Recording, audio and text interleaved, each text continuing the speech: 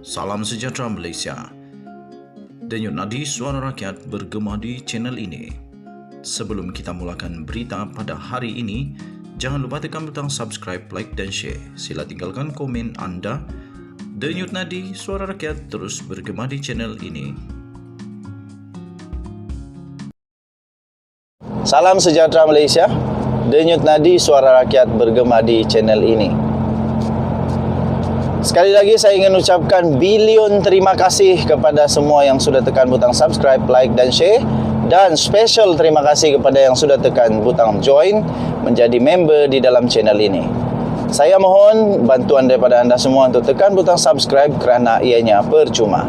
Bagi anda yang minat untuk jadi member bagi channel kita ini, saya mengalu-alukan silalah tekan butang join. Walaupun ianya berbayar, tapi saya yakin ianya berbaloi untuk anda.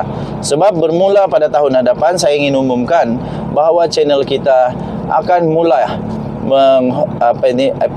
menghargai semua yang sudah join member.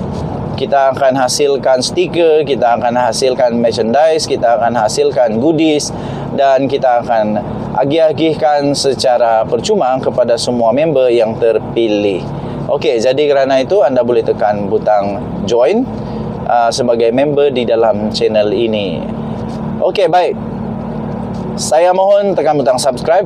Terkini tuan-tuan dan puan-puan, saya setuju dengan apa yang dilakukan oleh kerajaan perpaduan ini. Walaupun ini juga dilakukan oleh parti-parti yang terdahulu, kerajaan-kerajaan yang terdahulu, tapi ini pun patut dilakukan oleh kerajaan perpaduan, iaitu semua lantikan politik digugurkan serta merta. Nah, okey.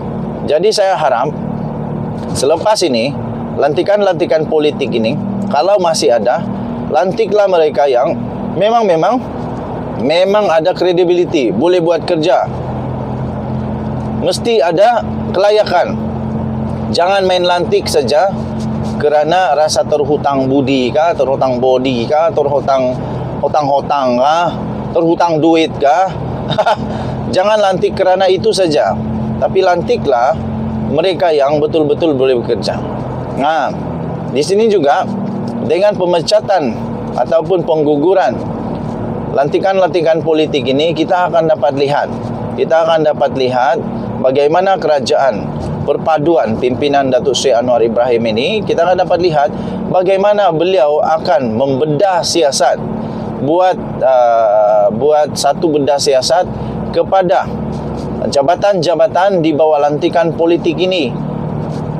Sebab kalau mereka sudah digugurkan, mereka tidak lagi dapat berkuasa untuk menyembunyikan untuk simpan untuk apakah, semua yang bakal disiasat oleh kerajaan perpaduan Datuk Seri Anwar Ibrahim. Jadi saya setuju mereka semua digugurkan dan lantik yang baru yang memang berpotensi, berkredibiliti. Sekali lagi, saya tetap menyokong tindakan ini, tetapi saya pun menyokong kalau ada komen daripada rakyat Malaysia yang membantah kalau ada mereka yang dilantik yang tidak ada kredibiliti. Nah, okey. Jadi tahniah diucapkan kepada Datuk Seri Anwar Ibrahim yang berani melakukan perubahan-perubahan yang baik.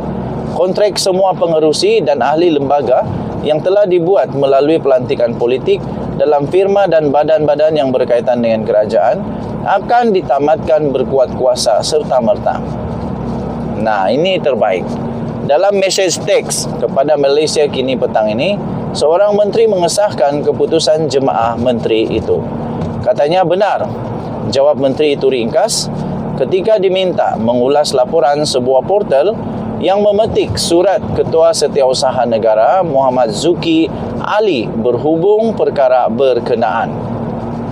Surat itu menyatakan bahawa kabinet telah membuat keputusan tersebut semasa mesyuaratnya pada ketika itu. Mereka yang kontraknya ditamatkan termasuklah lantikan politik dengan badan berkanun persekutuan, syarikat-syarikat yang berkaitan dengan kerajaan atau GLC, syarikat Kementerian Kewangan yang diperbadankan, syarikat pelaburan yang berkaitan dengan kerajaan GLIC dan institusi utama. Tahniah diucapkan, saya sokong apa yang Datuk Seri Anwar Ibrahim serta Kerajaan Perpaduan laksanakan ini. Pecat mereka yang tidak dapat buat kerja, pecat. Lepas itu nanti tengok balik. Kalau perlu untuk serapkan mereka semula, tengok prestasinya, lihat kepada KPI, lihat kepada prestasi bagaimana orang-orang yang sudah dilantik secara lantikan politik ini di dalam dia punya track record bersama dengan syarikat-syarikat tersebut ataupun badan-badan yang berkaitan dengan kerajaan tersebut.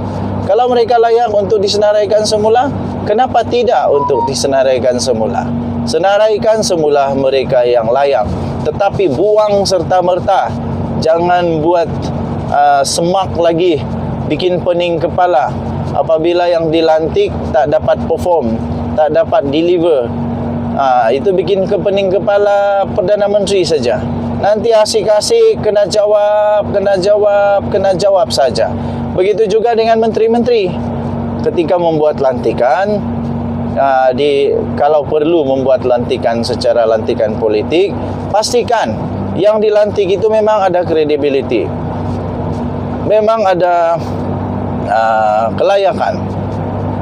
Tuan-tuan dan puan yang dihormati sekalian, ini bukan saja sebenarnya pada pendapat saya, bukan hanya kepada orang-orang besar, tetapi daripada akar umbi sendiri ketika pelantikan. Contoh saja pelantikan ketua kampung, pelantikan JKK.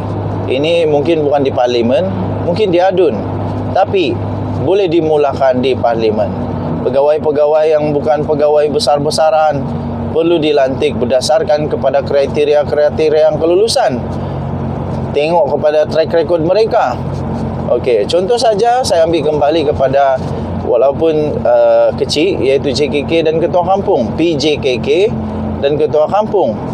Lihat saja apa yang terjadi kalau lantikan-lantikan politik ini adalah lantikan politik yang hanya kerana ingin membalas budi, ingin menunjukkan, ingin supaya mereka menyokong semula, ingin supaya mereka dapat memberikan pengaruh semula kepada mereka yang berkuasa ini.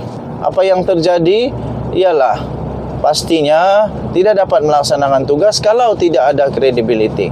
Jadi bermula daripada kampung, bermula daripada akar umbi, bermula daripada kuasa yang paling kecil pun patut dimulakan dengan secara betul. Jangan sembarangan saja melantik-lantikan politik. Kalau kamu setuju, sila naik tangan. Saya setuju. Okey, so tuan-tuan dan puan yang dihormati sekalian, kita berharap kerajaan perpaduan ini akan terus dapat melaksanakan amanah tanggungjawab. Malahan yang paling penting ialah manifesto-manifesto yang sudah dijanjikan, yang sesuai, yang boleh dilaksanakan. Manifesto yang tidak masuk akal, daripada yang tidak masuk akal lah. Manifesto yang tidak masuk akal, rakyat tahu bahawa itu tidak perlu dilaksanakan. Rakyat faham, bukan rakyat bodoh sangat. Okey, tapi manifesto yang boleh dilaksanakan, patut dilaksanakan. Denyut nadi suara rakyat bergema di channel ini.